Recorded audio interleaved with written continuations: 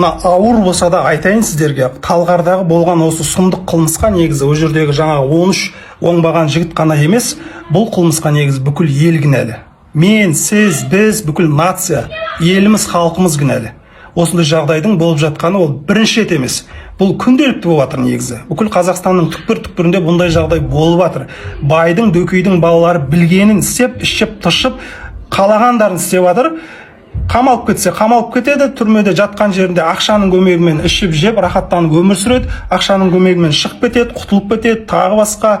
Ешқандай заңға бағынбайды, полный беззаконие. Міне осындай жағдайдың болып жатқанына біздің елімізде. Оған халықтың өзі кінәлі, ол біздің кінәміз. Дөкейлер ешкімнен қорқпайды. Ешкімнен қорқпайды, ешқандай заңға бағынбайды. Наоборот, біз олардан қорқамыз. Мысалы, полициядан біз қорқамыз, прокурор, судья десе қорқамыз, бізде үрей бар.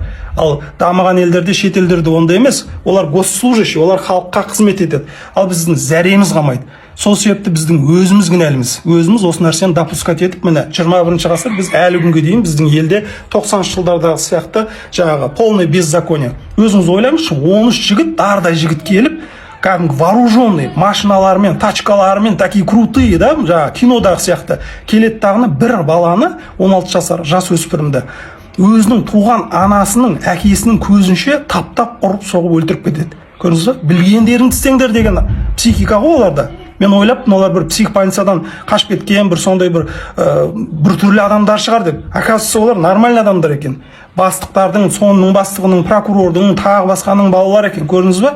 Қандай сұмдық. Ол деген сөз олардың психологиясы. Только вперед. Ешкімнен қорқпаймыз, ешқандай заңға бағынбаймыз. Ақша бар, связь бар, көкеміз бар, любой проблеманы шешіп аламыз. Қолынан келген істе деген отношение. Көрдіңіз бе? Өзінің туған анасын, әкесін ұстап тұрып, баласын көз алдынша өлтіріп кетті. Осы жағдайға біздің елімізде өзіміздің халқымыз кінәлі.